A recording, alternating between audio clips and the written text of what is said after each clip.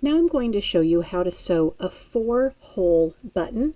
I've shown you how to sew a 2-hole in the past, but in case you have a 4-hole for the shirt that you are working on, I'm going to show you how this is sewn a little bit different from what we've done before. So we'll start off the same way that we had sewn our 2-hole buttons, where I come up from the back of my, the mark for my button, and I'm going to sew 3 stitches just right on top here.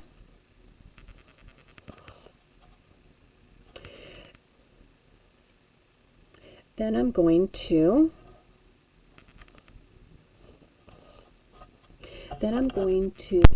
sew each of the 2 sets of holes one at a time. So I'm going to start off, I'm going to sort of sew it just like it was a 2-hole button, and I'm going to do that twice. So I'm going to put it through the first 2, and I will do this 3 times, holding it up just a little bit. Remember how we did on the 2-hole button, so that there's going to be a little shank here at the end. So I'm going to go through this 3 times, and then I will do the second set.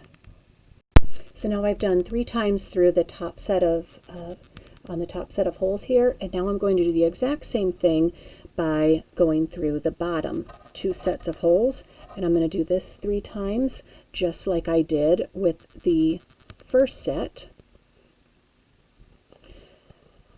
Coming a little bit lower there. I am still going to leave that button up just a little bit for a little bit of ease, so we can put that shank on. And after I have this sewn, I'm going to wrap my thread around it a few times, and then I'm going to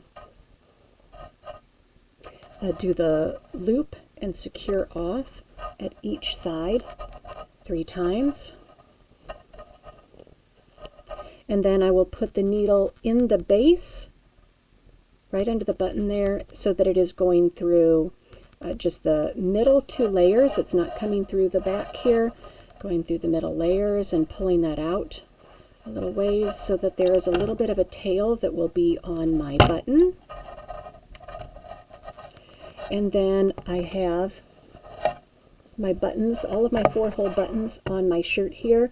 And when you flip these over, all you should see are just small little pin pricks, just a very tiny footprint in the button. And if you peel back the facing of the buttons, you should be able to see that there is a tail from the threads below there that is going to hold those together. And so that's sewing on a 4-hole button.